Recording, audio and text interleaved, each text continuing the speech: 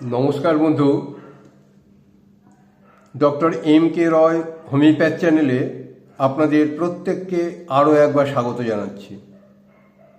আমি doctor M K রয়, আপনাদের চিরপরিচিত, আপনাদের বন্ধু, আপনাদের কলিগস, আপনাদের সঙ্গে সুখ দুঃখের অংশীদার। বন্ধু, আজ এক সম্পূর্ণ ভিন্ন ধরনের খুব ছোট্ট এক ভিডিও আপনাদের সামনে উপস্থাপনা করতে যাচ্ছি। দীর্ঘদিন ধরেই ভাবছিলাম যে রেপারেটরি নিয়ে কিছু কথা বলি, কিন্তু সুযোগ হয়ে উঠছিল না। আজকে রেপারেটরি নিয়ে কিছু কথা বলবো। একটা কেস স্টাডি আপনাদের সামনে আমি শোনাবো এবং কেসটার মেডিসিন আমরা কিভাবে সিলেকশন করলাম। ছোট্ট কেস কিন্তু খুব ইন্টারেস্টিং, সেটা নিয়ে আলোচনা করব। এবং আগামী দিনে ইচ্ছা আছে যে রেপারেটরির উপরই প্রচুর ভিডিও তৈরি করব।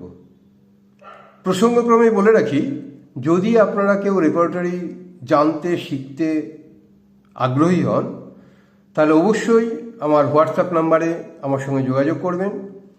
আমি অনলাইনে অবশ্যই আপনাদের সঙ্গে রেপারেটরি আলোচনা করব এবং শেখানোর ব্যবস্থা করব।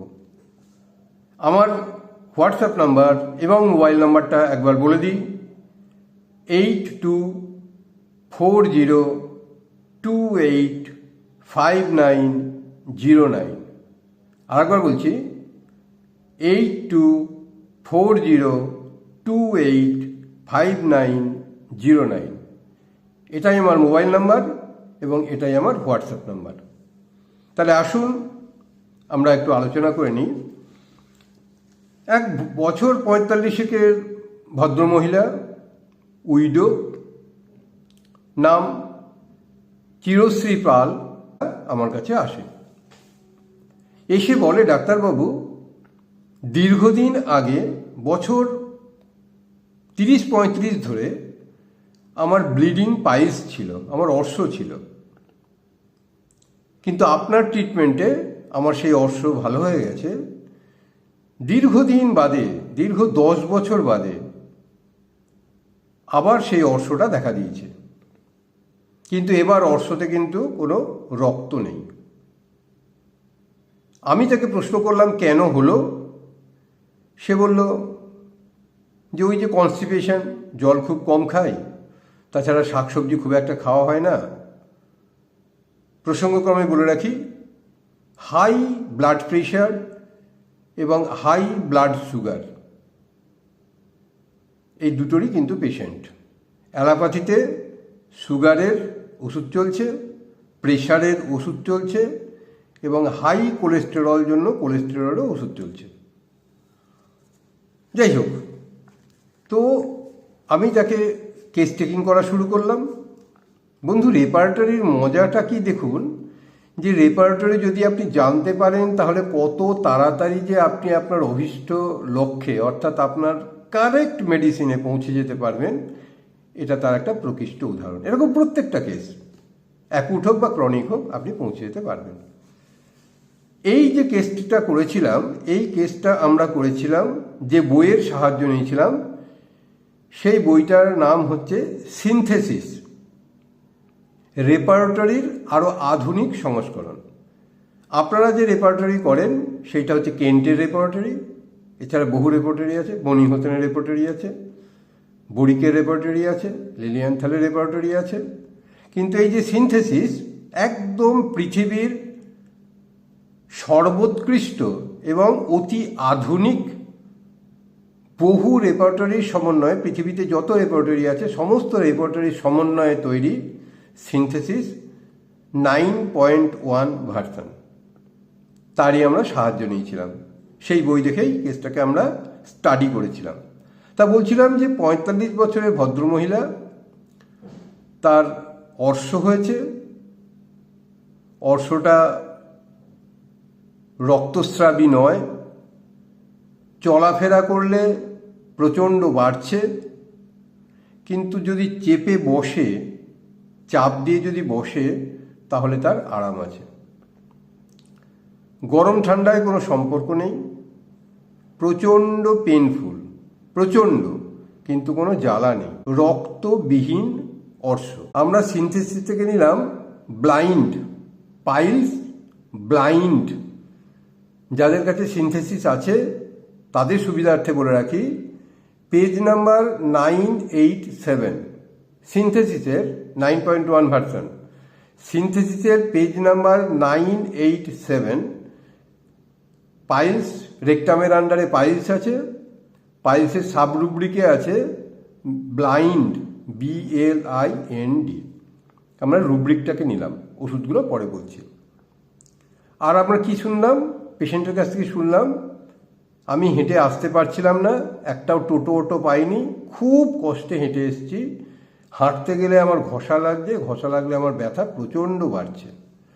তা আমরা নিলাম ওয়াকিং অ্যাগ্রাভেশন, ওয়াকিং অ্যাগ্রাভেশন, সিনথেসিসের পেজ নাম্বার 989, সিনথেসিসের পেজ নাম্বার 989।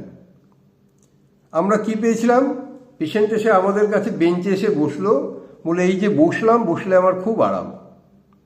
তা আমরা নিলাম সিটিং অ্যামোডারেশন, সিটিং অ্যামোডারেশন।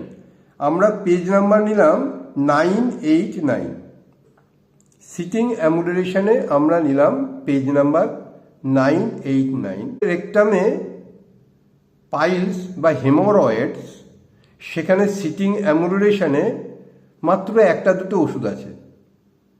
তাই আমরা একটা জেনারেলে চলে গেলাম, পার্টিকুলার টু জেনারেলে আমরা গেলাম, জেনারেলিটিসে গেলাম। সেখানে আমরা জেনারেল থেকে সিটিং অ্যামোডারেশন কিছু ওষুধ নিয়েছি।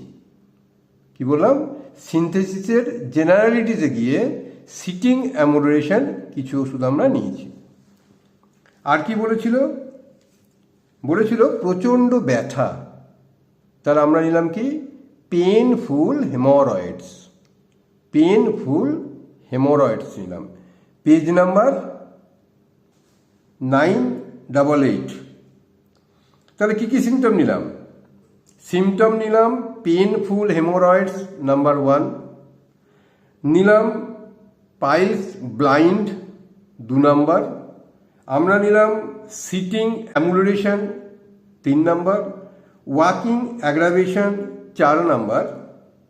আর আমরা নিয়েছিলাম তার ডিজায়ার এবং অ্যাভারশন। ডিজায়ার ছিল কোল্ড ফুড, ডিজায়ার ছিল খাবার দাবার যা খায় কোল্ড ফুড। আমরা পেজ নাম্বার নিলাম 1945, 1945, জেনারেলিটিসের ফুডে গেছিলাম, কোল্ড ফুড ডিজায়ার আমরা নিলাম পেজ নাম্বার 1945। আর কি ডিজায়ার ছিল, ডিজায়ার ছিল মিট, মাংস খেতে পছন্দ করে, পেজ নাম্বার 1952। বোঝা গেল? এবার আসুন, এবার আমাদের করণীয় কি। দেখুন বন্ধু, এই যে কটা সিমটম আমরা বললাম, যেগুলোকে আমরা সিমটমকে রুব্রিকে কনভার্ট করেছি, তার জন্য যদি আমরা ওষুধ দেখি তো প্রচুর ওষুধ। একজন সঠিক চিকিৎসকের রেপার্টরি করার বা সিনথেসিস করার মূল লক্ষ্য হবে আপনাকে একটা মাইলস্টোন ধরতে হবে, একটাকে আপনাকে টার্গেট করতে হবে। এই টার্গেট করা সিমটমটাকে নিয়ে বা রুব্রিকটাকে নিয়ে তার আবর্তে, তার চারিদিকে আপনাকে বিভিন্ন রুব্রিকের ওষুধগুলোকে বার করতে হবে। আমাদের লক্ষ্য হবে ক্রমশ বড় থেকে ছোটতে আসা।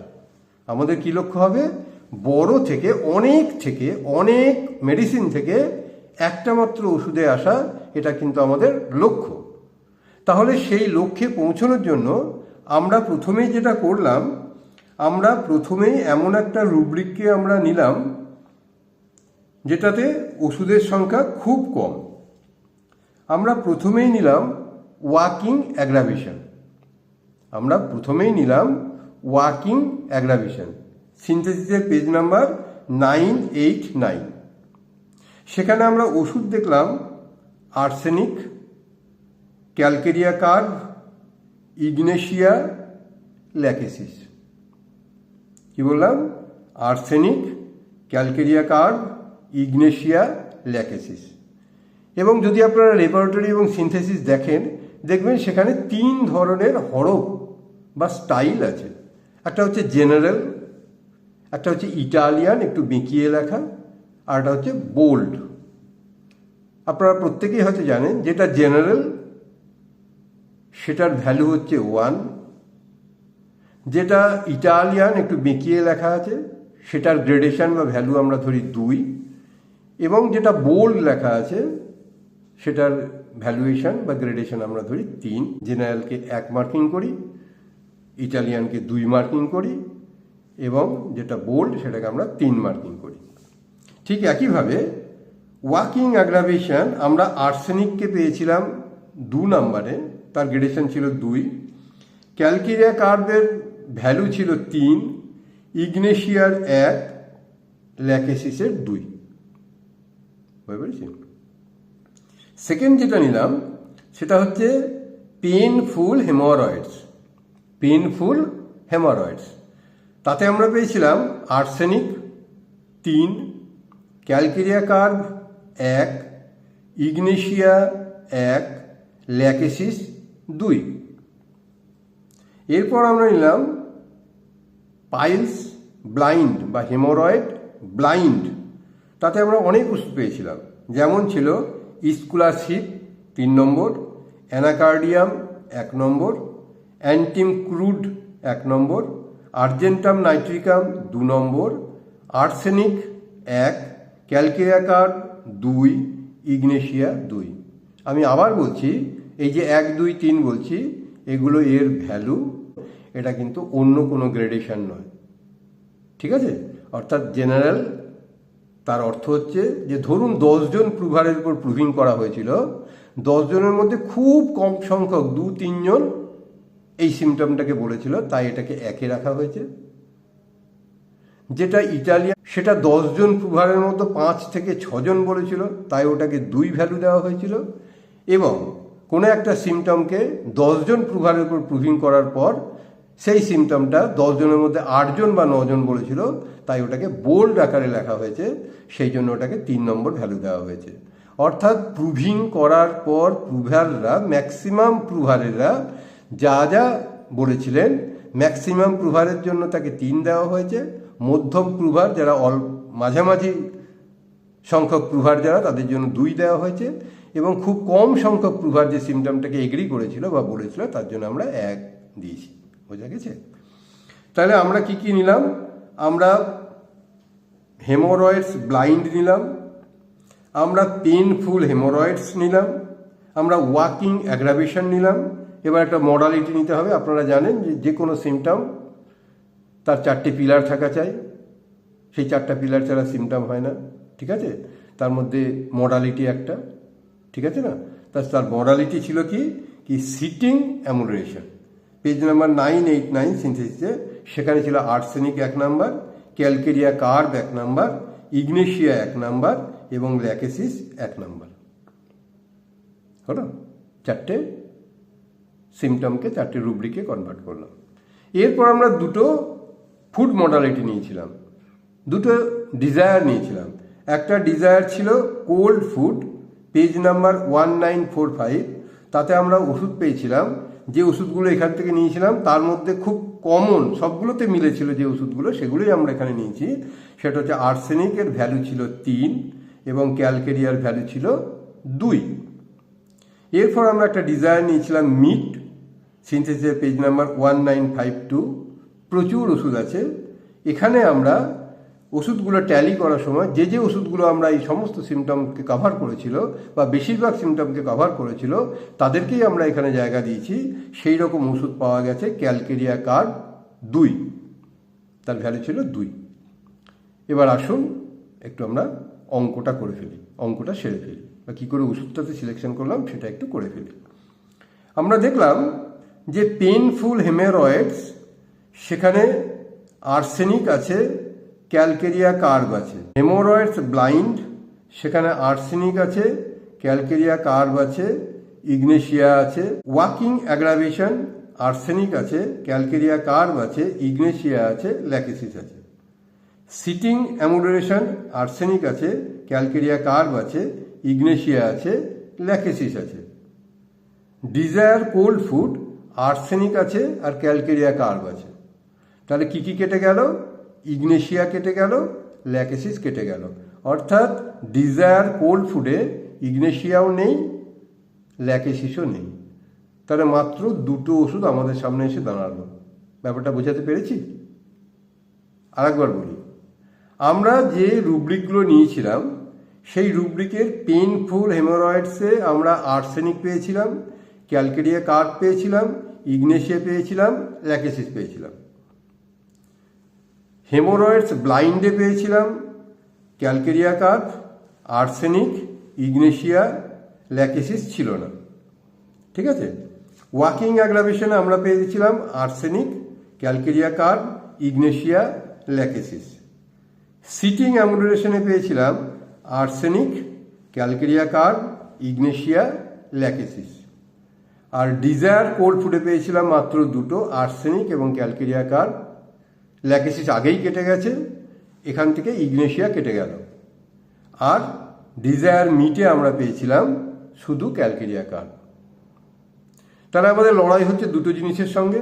বেশিরভাগ রুব্রিক বা সিমটমকে কভার করেছে আর্সেনিক এবং ক্যালকেরিয়া কার্ড। ঠিক আছে?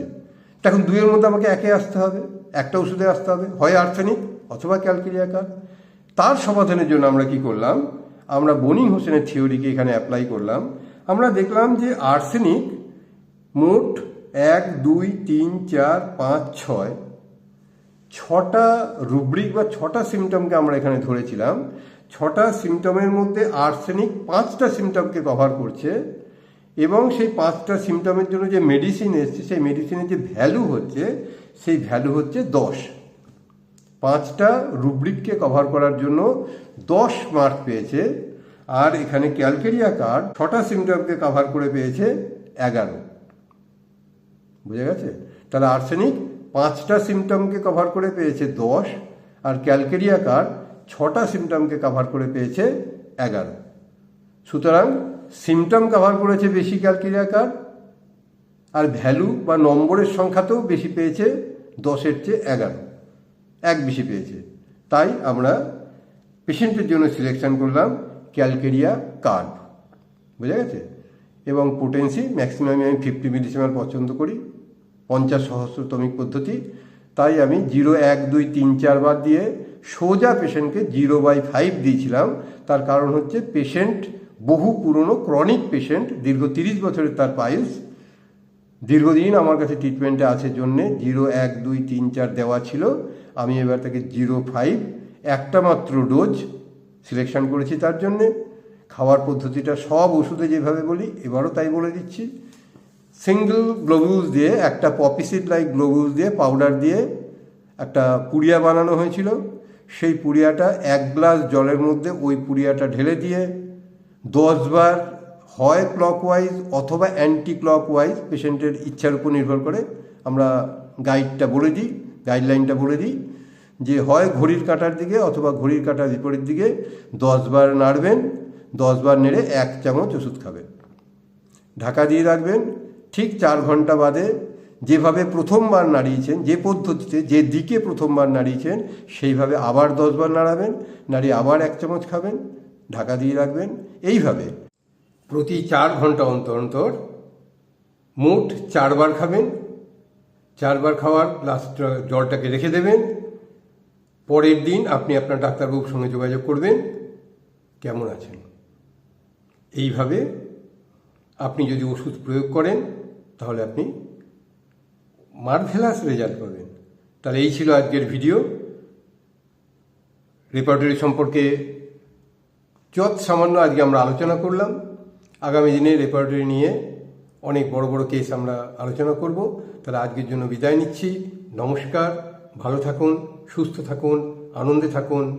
আর আমার এই চ্যানেল ডক্টর এম.কে. রয় হোমিওপ্যাথকে সাবস্ক্রাইব করুন, কমেন্ট করুন, লাইক করুন, শেয়ার করুন, আর প্রত্যেকের মধ্যে এই কন্টেন্টকে ছড়িয়ে দিন। বন্দে মাতরম, ভারত মাতা কি জয়।